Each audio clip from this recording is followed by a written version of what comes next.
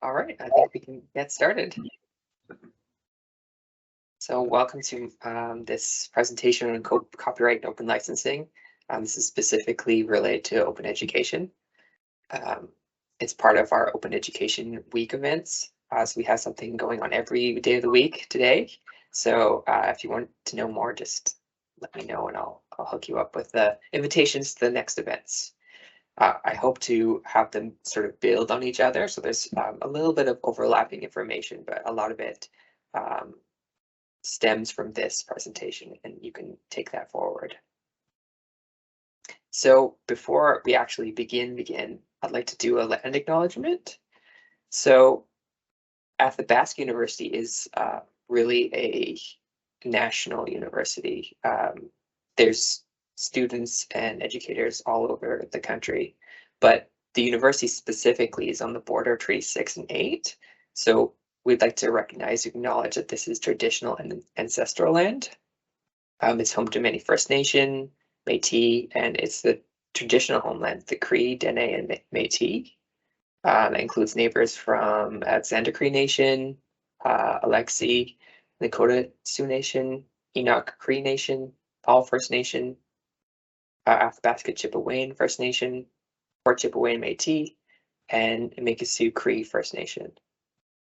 Me personally, I'm on Vancouver Island, so I'm a bit farther away. I'm on the traditional territory of the Comox, Coast Salish, and Timuc peoples. So, let's change my slides here. Today, we're going to be talking about rights, exceptions, the licensing spectrum, Creative Commons, adapting and remixing openly licensed material yourself. So a wide range of things. And if we have time at the end, we're first going to have a Q&A session, and then after that, we might do an interactive quiz. We'll see how fast I can talk today. I would like to also note that all the information that I'm going to convey today is not intended as legal advice. So if you have any hitting questions, definitely contact the Copyright Office first. They'll be the ones to know. So what about copyright? What is copyright? So I think before we talk about licensing, it's really necessary to understand the foundations of copyright, and then therefore the foundations of open licensing. So while it's true that copyright is a lot more complex than ownership or just the right to own a work or copy a work, the core concept can kind of be easier to understand. If I put it really simply, it's the purpose of copyright is to encourage the creation and dissemination of new works by giving copyright owners the right to control certain uses of their work. So it ensures that they receive payment for their work. It really provides an incentive for new works to be created and knowledge to be disseminated. We like to think of copyright as a balance. So if it's working correctly, as is intended, it'll protect the rights of creators while also encouraging the creation of new works. So for example, if there's creators and if they are able to profit from their work, there's an incentive for that direction. And if the length of the copyright is appropriate, it shouldn't prohibit the creation of derivative works. I'm just going to let some people in here. And broadly speaking, the rights to creators include the right to copy, distribute, publicly perform, and adapt their works. So no one else can perform those actions without permission from the copyright holder. So a lot of the content you use every single day is protected by copyright. So that includes articles, plays, songs, art, photographs, computer code, audiovisual material, and a lot more. So really, in a university environment, copyright affects everyone. If you're an instructor, a learner, a researcher, or administrator, your work will be, it will require you to think about copyright at some point. You might be the creator of some works that are subject to copyright, or you might use copyright materials in your everyday activities. You might scan a book chapter for an online course. You might incorporate images into your presentation slides, as I have done today. You might show a YouTube video in class, or might share a research article with colleagues. So you really engage with it all the time. So it's there. Um, what is it?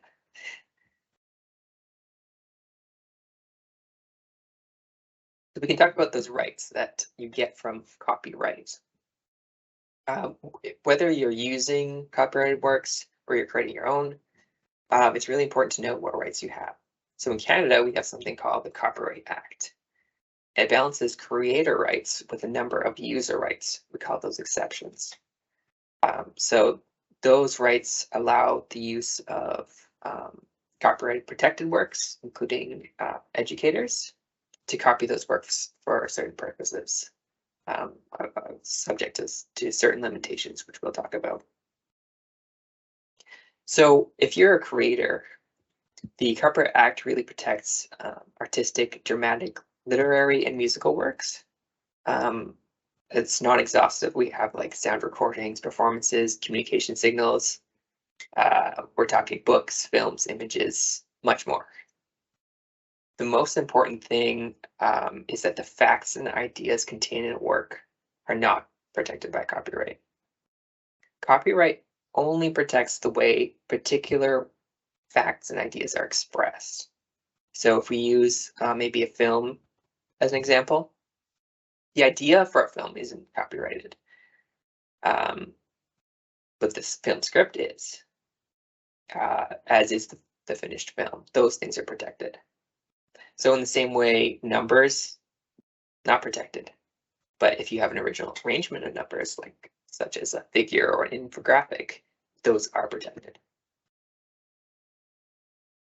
When you create material, those expressions, those original way those facts and ideas are expressed, those are referred to as the owner's intellectual property.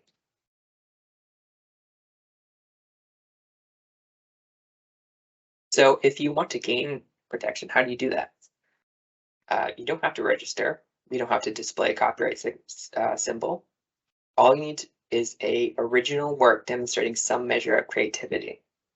It also needs to be fixed in a format, such as fixed in a printed or digital text or speech captured in a sound recording. You can't just say, I thought of this first and it's in your head. It has to be something you've put down in a fixed format.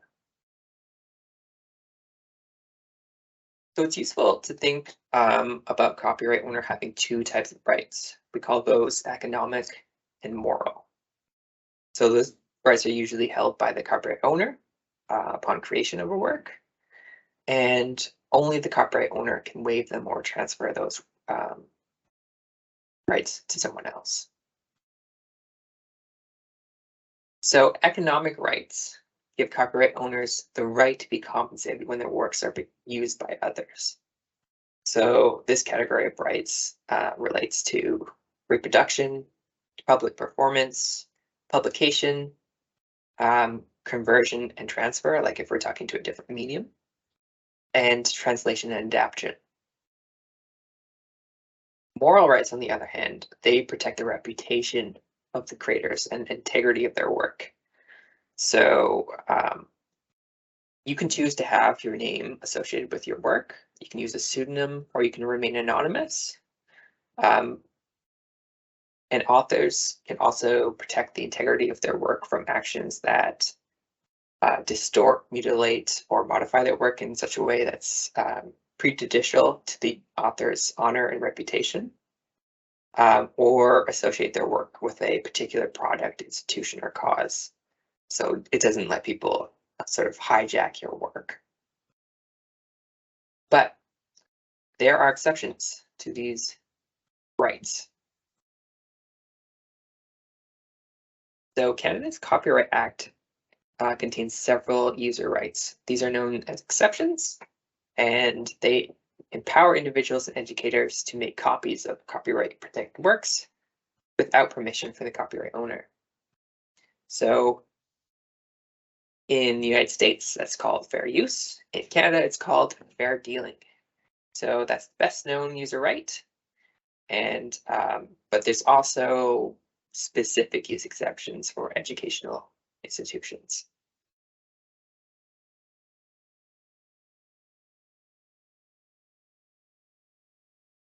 So fair dealing is, excuse me, since 1921, the fair dealing exception allows all Canadians to use copyright protected works for certain purposes without permission from the copyright holder and without payment. Over the years, court decisions have provided ample guidance when interpreting these provisions, and typically, to qualify for fair dealing, two tests must be passed. The first is that the dealing must be made for one of the allowable purposes for the Copyright Act. So those purposes are research, private study, education, parody, satire, criticism, review, or news reporting.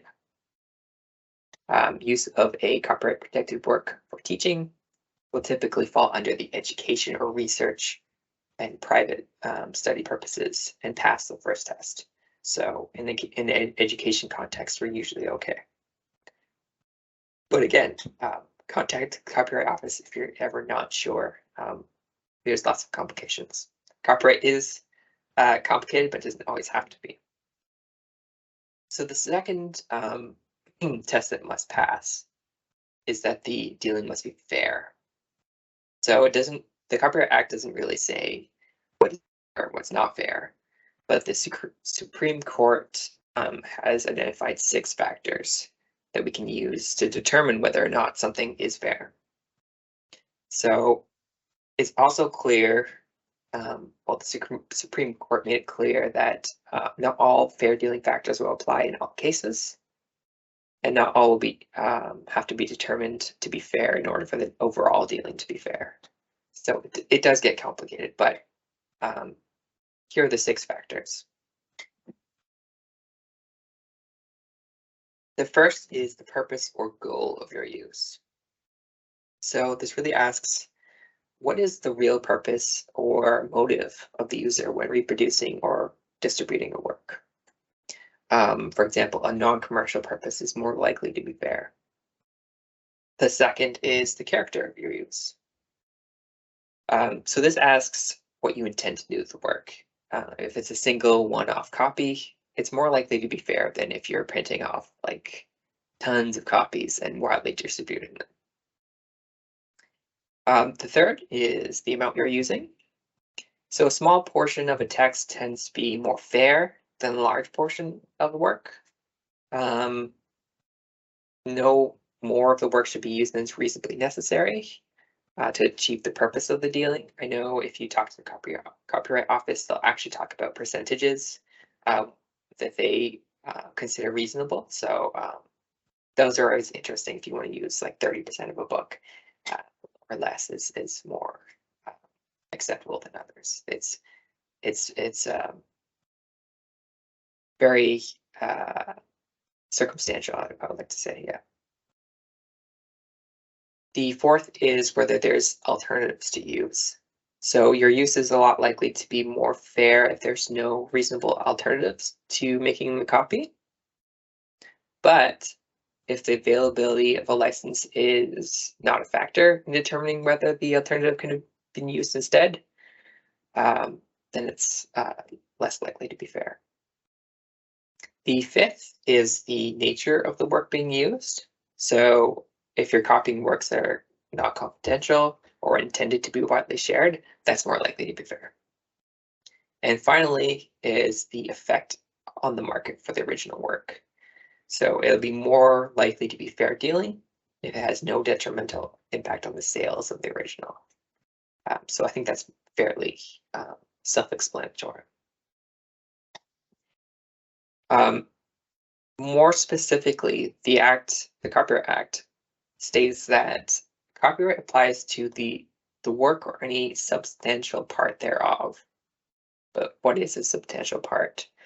A substantial part of the work can be used for fair dealing if it is for an allowable purpose, and if the requirements of the Supreme Court's 6 factors for fairness are met. So it's a little complicated when we're talking about specifics.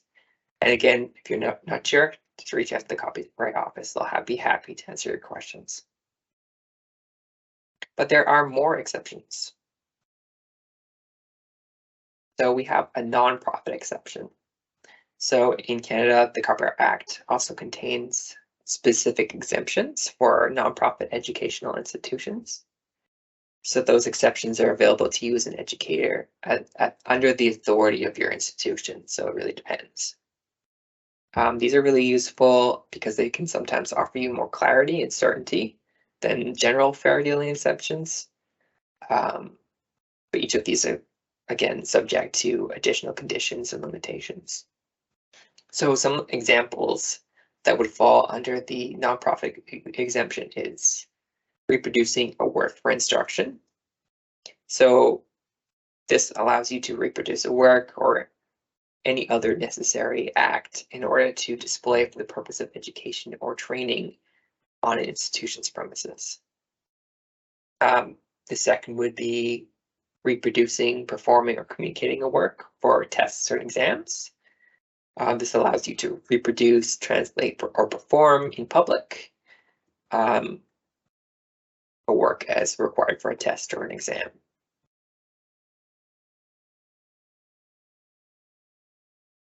Performances by or for students are also part of this nonprofit exception. This allows the performance of live performances in public, like sound recordings, audiovisual works, lawfully received TV, radio, or internet content. Next, we have works available freely through the internet. This is a pretty broad exemption. It allows you to reproduce, transmit, or perform works that are available freely through the internet for educational or training purposes. So it's pretty vague. Finally, we have limited circumstances. My slide is not correct here. I bolded the wrong part of the sentence. So basically, this is supposed to be a note at the bottom.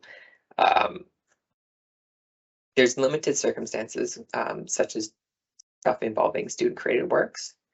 The non-commercial user-generated content exemption might be useful. So the non-commercial user-generated content exemption allows individuals to use existing works to create new or original work for non-commercial purposes. There are still other exceptions. Won't go there quite yet. Insubstantial portions of work are not subject to copyright. So, like when you're quoting someone, for example, a couple sentences, that's not a copyright. You're not breaking copyright by doing that. So in the copyright world, when we use the word insubstantial, we mean really short.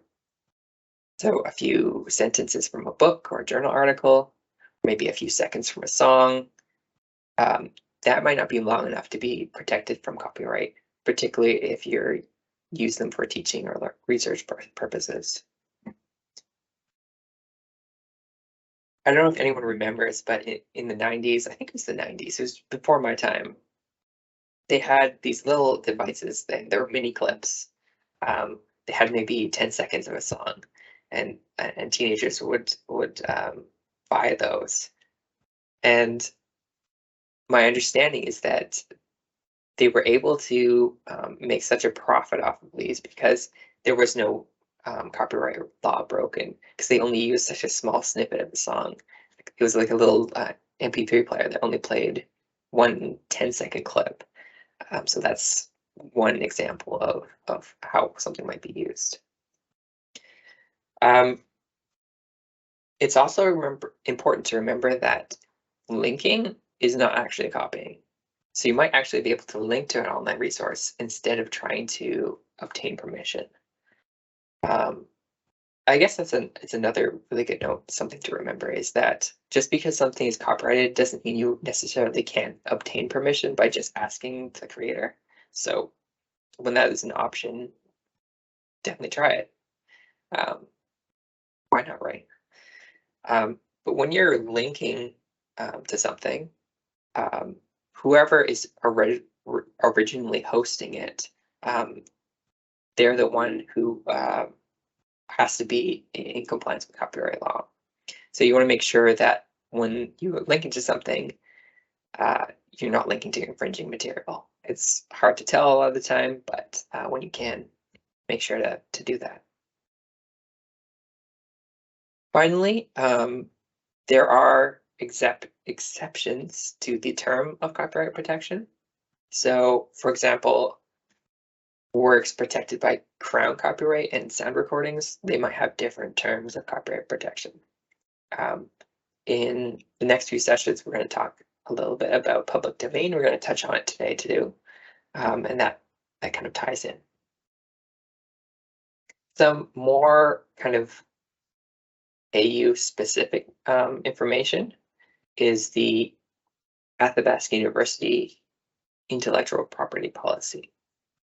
So this document, it provides clarity around rights and responsibilities in relation to the creation and ownership of intellectual property within the university by employees. There's 4 categories, and if you want to read more in depth about these, you can actually just Google intellectual property policy at Athabasca University and read it yourself. It comes as a surprise to some faculty for sure, and because not all universities have such a strict intellectual property policy. But those 4 categories really dictate whether your work is owned by the university or not, or yourself. So when there's property created by an individual in the course of their administrative or operational activities, that material is owned by the university. Any intellectual property that's created by an individual in the course of their teaching and learning responsibilities, that's owned by the university. If there's intellectual property that results from academic research activities, that's shared responsibility, so that gets a little more complicated. But if you're doing stuff that results from external research activities, that's not owned by the university. It owns, you're the creator, you own it. If you're ever not sure, make sure you contact the Copyright Office, they will know. And a really big thing to remember is whoever owns copyright, that's the party that makes decisions on how to license that work. That being said, if you create something and it's owned by the university, that doesn't mean you can't ask the university to license it in a different way. When we talk about open licensing later, we will touch on some ways to do that. But what is licensing? So a license at its heart it's really about permission. So in the context of copyright, a license is about the permission granted by the copyright owner to another person to use a copyrighted work. Those are subject to negotiated terms and conditions, such as payment. Often, licenses are negotiated between a copyright owner and a user. So that will outline the specific ways in which someone can use a work for a limited period of time. So licenses frequently look like commercial agreements or contracts, but because licenses are mostly about permission, a license can also be granted informally. That can be over email, and in some cases it can even be spoken. So it's no less valid or less enforceable. A license is the permission granted by a copyright owner to another person to use that copyrighted work.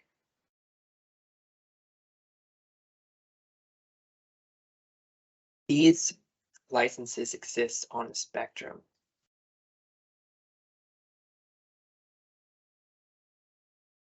So we have a spectrum from all rights reserved all the way to the public domain. In the public domain, there's no conditions or restrictions on the use of a work. On the left, you can see all rights are reserved. So that phrase, it's often included after the copyright symbol. It's actually now just a formality. It's used to indicate that the copyright holder reserves or keeps all the rights provided to them by copyright law, so they're not expanding those rights at all. It's very useful when you want to know how you might use a work, but it doesn't have any legal meaning anymore because automatically the symbol gives you all the rights by copyright law.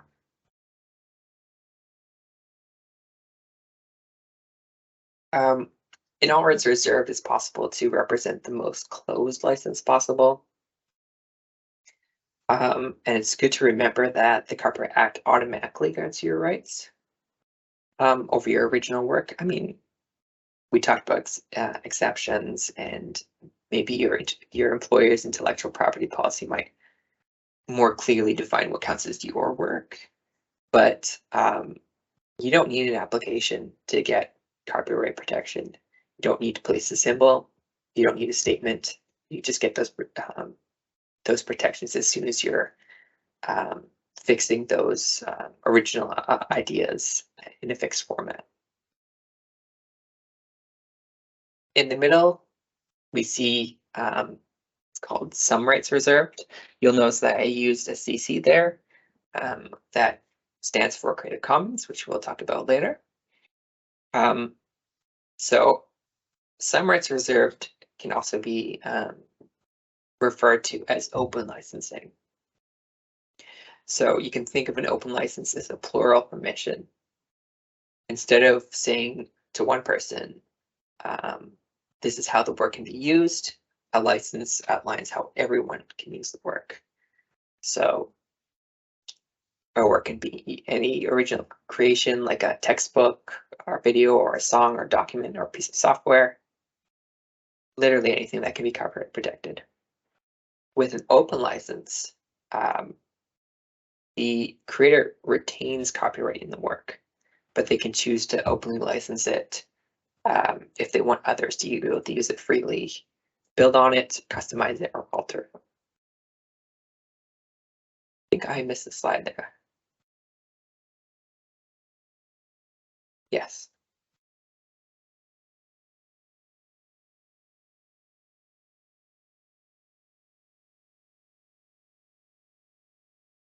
It's also good to remember that unless transferred, copyright belongs to the author of a work. Only copyright holders can designate how their work is used by deciding which license they wish to apply. So if the university owns your work, they make decisions about licensing, particularly when it comes to open licensing. You saw on the far right of our little chart here, our little spectrum, is public domain. I'm going to skip forward here. Oh, the video is working. On the most open side of the spectrum of licensing is public domain. So if a book, a song, or a movie, or an artwork is in the public domain, it's not protected by intellectual property laws. So no copyright, no trademark, no patent laws. That means it's free to use without permission. Me using this video here, I don't have to do credit the original author. I don't need to include any information about it. It's just free to use.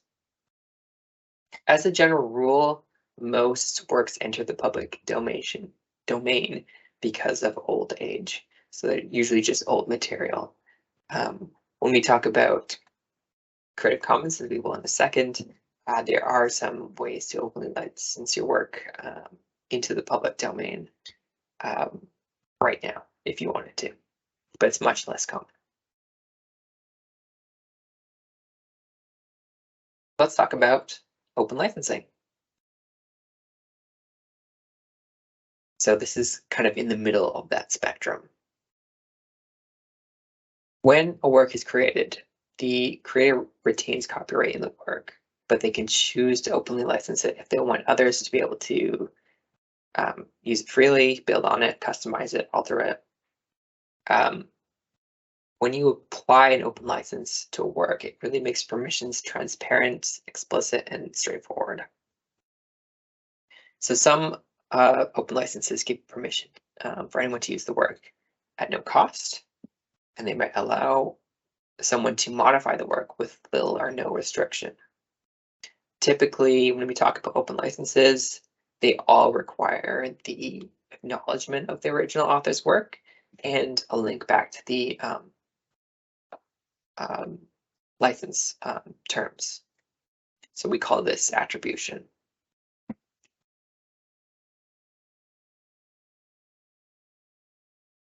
There is a difference between citation and attribution. So citation, we're talking like established formats like Chicago, APA, MLA, that kind of thing. We cite things to show others where we got that information from. An attribution, on the other hand, it's a statement recognizing the original author of the work. If you are making a Creative Commons license, follow the TASL format, we like to call it. So that's the title, author, source, license. And at the end of the presentation, I'll show you how I've licensed this presentation, and you'll see it in action. But if you're ever not sure, just reach out to me. I'll be happy to help.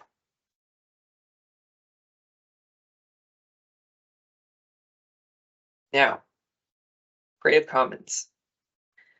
What is Creative Commons? Well, it's a set of licenses, and it's designed to help creators clearly specify how the work is to be used, all within existing copyright law. Not only are these licenses global, they're also free to use, they're up to date, and they're accepted as a global standard for open licensing. Last time I checked on their website, they said over 2 billion works make use of Creative Commons licenses across over 9 million websites. So there's a lot of openly licensed material there using Creative Commons licenses, and it's growing every day. So Creative Commons licenses use icons, as the one you see here, and simple language to make sure that creators can make their intentions really clear, and users can be sure that the use of the work is legal. A Creative Commons license might be indicated with an abbreviation, and a descriptive text, or an icon. There are 6 Creative Commons licenses available, and they can let you know how the work is can be used. Those kind of represent themselves as 4 clauses, I guess I would call them. You might see a combination of these different layers in a spectrum of licenses. The first is by. It basically means attribution. Every single Creative Commons license has this symbol, it has the word by in it. That means that you have to provide attribution by giving credit to the author of the work in any way they've requested. The second element would be ND. This stands for no derivatives. So this icon really means that modified versions of the work can't be shared with others. And when we talk about the difference between OER and open access, that comes into play.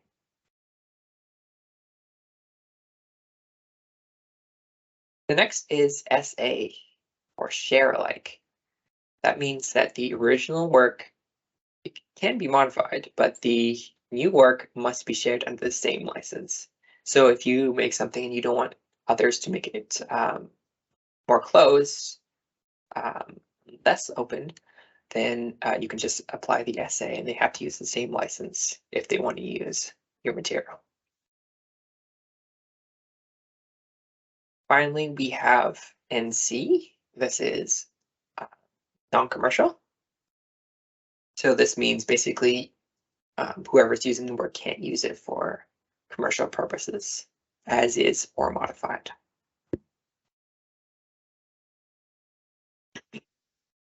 Talked about public domain a moment ago, and Creative Commons actually has something very similar. It's called the CC0 mark. It's their attempt to kind of emulate the functionality of public domain designation. So you can use it to fully release your work into the world without restriction. It's not technically considered a Creative Commons license, as it's not really a license at all. It's just you're waiving all your rights completely when you use this symbol, I guess. Creative Commons itself exists on a spectrum. So those licenses might be combined to create a spectrum of like 6 possible licenses. So if, for example, like you wanted to share your work and allow others to adapt it, but you didn't want others to be able to sell the work, you might use the CC by NC. So Creative Commons, attribution, non-commercial license. Some licenses are more open than others, but none are better or worse than their counterparts. It really depends what your need is. They simply provide the permissions as designated by the creator. So typically we draw the line between OER and open access at the no derivative designation. So once you allow others to make changes to your work, it's considered OER. And I'd also like to mention that once you've openly licensed something, that doesn't mean you can't change the terms after you've released it. You can re-release it under new terms, but the particular instance that you released under those terms, you can't revoke that, unfortunately. So make sure you are thinking about the conditions that you release it under. So if this topic interests you, I made a whole course on it in Rise Articulate. This course is openly licensed. It's interactive, and it kind of provides you an overview of copyright in Canada, introduction to open licensing, and the way those permissions manifest themselves in other education material. It's basically a longer version of this presentation, and it expands to cover quite a few other topics. And let me just paste that into the chat here.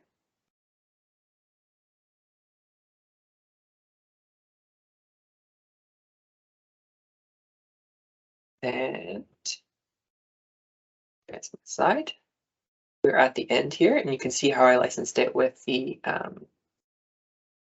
title first, then my name, then the source, and then the license. Typically, you want to hyperlink the license so people can actually see the license terms from the Creative Commons website, but this presentation software doesn't allow me to hyperlink. By the way, if anyone wants the slides, just let me know and I'll send it to you. I do have some sources that I use. Some of them I created myself.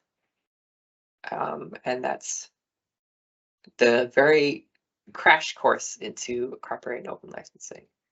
And now we have time for some questions. And I do see we have one already, and I hope I can answer your question.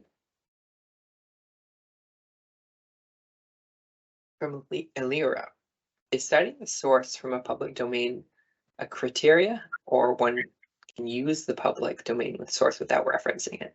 Oh, yes, it was already answered. Yeah, basically, when you're using public domain, there's no restrictions. You can use it without referencing it at all. We have a question from Jennifer. What would you suggest in the case of an online PDF of a book that has not been released by the author?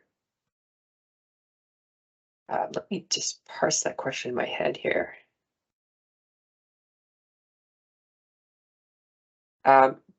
Jennifer, are you asking how to license that material? Yeah.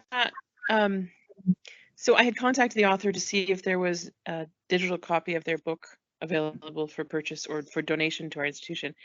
And they said there were none available. And then I came across one online. So what are that would just be completely illegal to use that for educational purposes? It gets complicated. So the Okay. answer is yes, short answer. Long answer is no. So basically you'd be able to use parts of it for sure. So what I recommend in that case is contacting the Copyright Office and say like, hey, can we use parts of this? But yeah, it really depends on where it's hosted and the permissions that are allowed by the original author.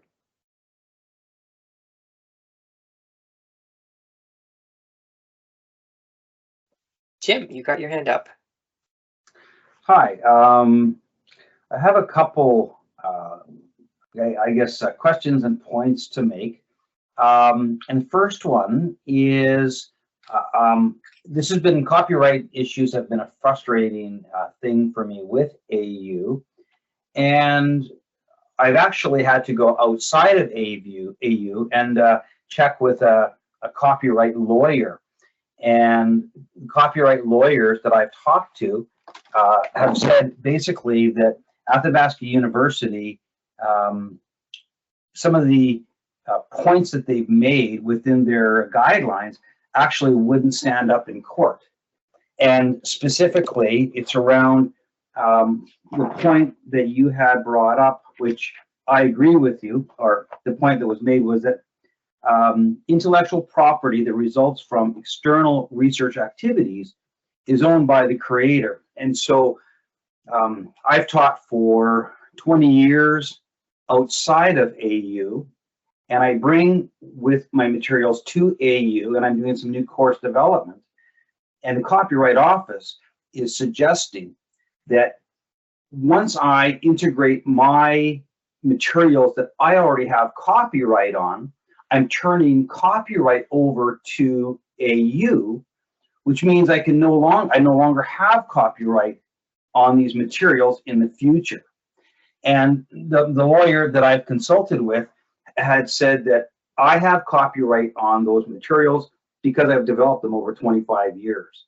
So this is sort of a gray area, and I guess it is a gray area, but I think it's dealing with the Copyright Office on this is a frustrating thing, because you want to do the right thing and make good course materials, but you also don't want to give away everything if AU is going to try to own everything that you've produced. So do you have any thoughts on that? Yeah, it's a really hard balance to strike for sure. When you think about, say, being paid to write a book or whatever, some publishers might want to own the copyright on that because they're paying you as a job. I'm guessing the university kind of views it as they paid you to create these materials in a roundabout way. If you came to the university with materials that you produced already and they're copyrighted, they can't change that, right? That's yours. Yeah, and yeah. Go ahead, yeah. I can understand taking the materials if I'm spending time making a video, integrating those materials into this PowerPoint presentation specifically for this course. Sure, they can own that, but I've been told explicitly that AU now owns that material, and I can't use that material if I go on to another school. So yeah, that's where the copyright lawyers are saying, my lawyers are saying, hey, that would never stand up in court, what AU is saying. So just yeah. it's definitely very restrictive, and like I mentioned, it's actually not that common to have such a restrictive IP policy here in the West. I know from what I've heard in Europe, it's a little bit more restrictive, but again, you might not be able to gain like copyright over your work again, depending what it is, but you can make changes to the licensing. So I've been developing a process which faculty can take their work through, and then they can apply to have a certain license applied to their work. So people have more rights. So one of those things would be you could make all your work open access, for example, and then if you go to a different university, you can use it no problem. Right. But yeah, definitely as an open university, I feel like we definitely need an OER policy. We need less restriction and more openness. Definitely. Yeah. Well, I think other universities have a what I would call more fair, copyright. If they write a book, they get the the author gets royalties for the book. And other universities, they try to weasel in to get some of your royalties, even though you wrote it on your own time. Two more quick questions for you. I've been working on a book for a number of years now, and there's one image that was in National Geographic, and I've tried to get copyright permission to use that, and they say, and now this was a 2010 issue, and they said, we don't give copyright anymore because we don't care. You got to go to the original author of the article or the photographer, perhaps, who's taken it. So National Geographic says you've got to track down the author, and I've gone to great extents to try to track down this author. He's got a very, very common name, and I've not been able to locate this person yet. Now, this picture has been all over the internet. Many newspapers have covered this story and used this picture. Would we assume at this point that it's public domain, do you think? No. So public domain is 50 years after the author's death. So it's very unlikely that that's entered the public domain at this point. Right. That does sound interesting, though. If you could send me that image, that'd be I'd love to take a look. Sure. I don't know if you've done a reverse image search, and maybe you can look at like the earliest time it was posted and kind of track it from there. That might be interesting. Yeah, it was actually included for an article that it was an expose that was done on a particular colony down in Utah. But yes, I can send it to you, and I can do a reverse. I know where it came from. I know it's credited within the magazine. I just can't get copyright on it. The last question is, because I teach advertising and promotions, one of the things that I like to do normally, if I'm teaching at any other school other than AU, I just copy the advertisement, put it into my PowerPoint presentation, and I talk to it in class. But AU is very conscious of copyright. Am I going to have to worry about advertisements? I don't think so. No? You might want to clarify that with the Copyright Office, but my understanding is that would definitely fall under the educational use exemption, because you're using it to exemplify what you're teaching, right? Right. Okay. Yeah. Good. Thank you. Thanks very much. And thank you, Shelby, for correcting me there. It is now 70 years after the author's death, which is unfortunate. It's getting worse. There's one other thing I thought of when you were speaking was the example that the Copyright Office often likes to tell is that one time there was a cover book cover that somebody wanted to use for their book. And it was kind of like Streets of Paint, kind of an abstract thing. And they had to search a long time to find out like who could possibly be the author of this this painting. And they tracked it down to a zoo, and they found out that an elephant had painted the cover, and so they had to negotiate and figure out like who actually owns the copyright. Is it the elephant or the zookeeper or whatever? But I'm not sure how that story ended up, but it's always an interesting example. Is there any other questions?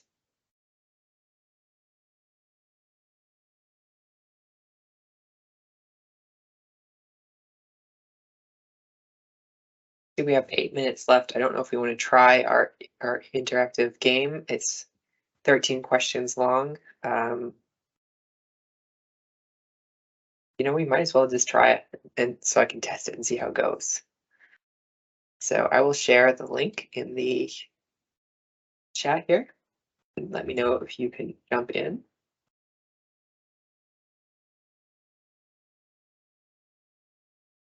And I'm going to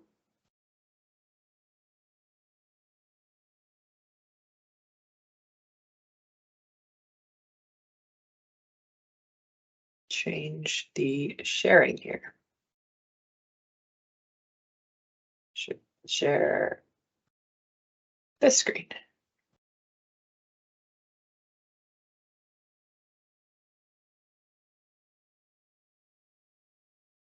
And let me know if you can't get in. There's a link there, and there's the code there, and the QR code as well.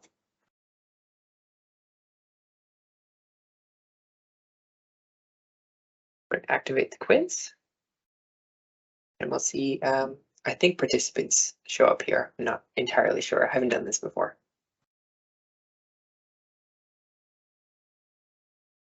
I saw the new president using Slido. I thought, oh, that looks cool. We have Shelby in there so far. BT.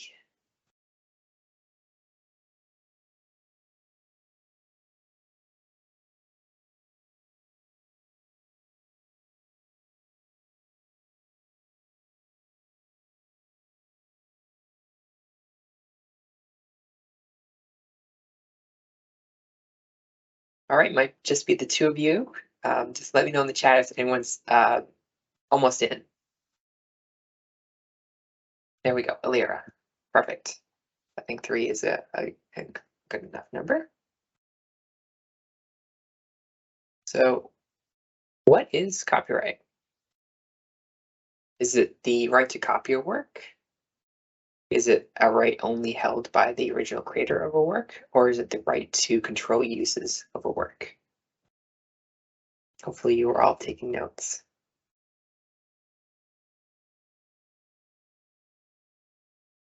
Right, we have 1 answer so far. 2 answers and 3 answers. All right, let's go to the next.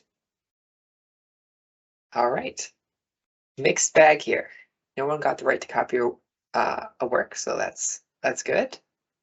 The answer is actually the right to control uses of a work.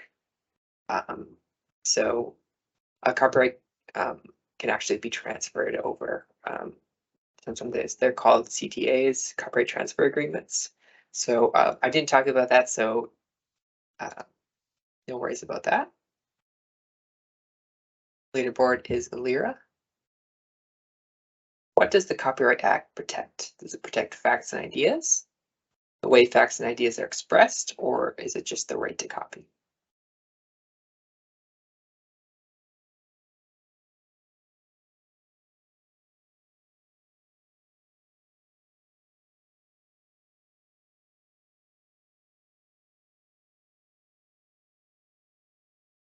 Just waiting on one more person.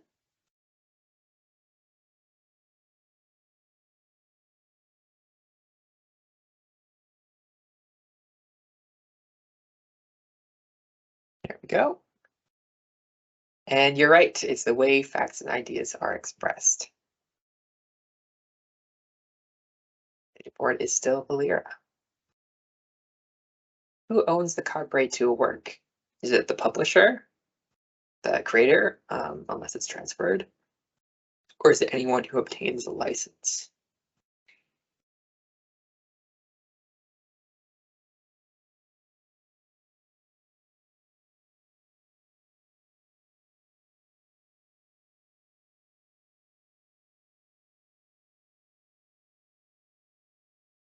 Right. Oh, yes, 100%. Everyone got it right. Wonderful. Alira is still in the lead. How do I copyright my original work? Do I fix it in a format? Do I apply for a copyright license? Or do I add a copyright symbol and to my work and state all rights reserved?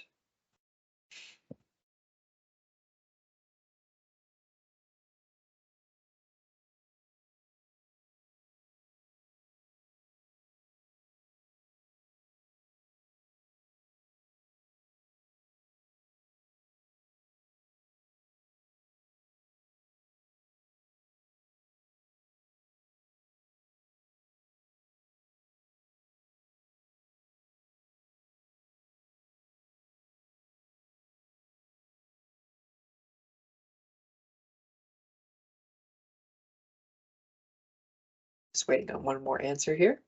There we go. And the answer is fix it in a format. Alira is running away with this. So when should I spell license with an extra C? And when should I spell it with an S? This is kind of a Canadian question. Is it license with a C for the verb and license with an S for the noun? Or is it the other way around? Or do you always use license with an S?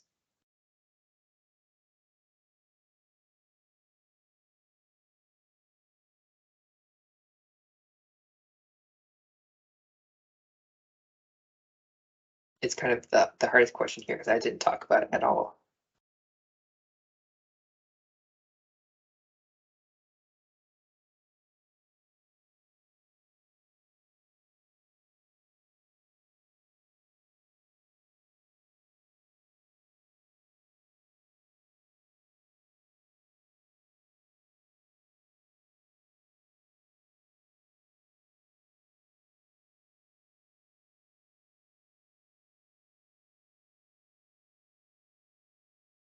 I think after this question, we will probably call it there to be respectful of everyone's time.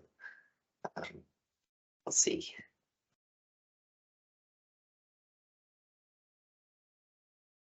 There we go. Let's see. Always use license. Lots of Americans in here. So the real answer is actually license with an S for the verb and license with a C for the noun. So we'll call Alira champion. She's actually tied with Shelby, so everyone's a winner. So thank you again, everyone, for attending today. We have a session tomorrow on open access. Also, we're playing the open access game later that day. And then Wednesday, we have our open community practice. Lots of more open conversations happening there than just me talking to you. Thursday, we're talking about open educational resources. And Friday, we're going to talk about everything else, kind of the kitchen sink of open licensing, the permissions that are provided. Again, thank you so much for coming, and I appreciate it. Yes, I can absolutely stay on.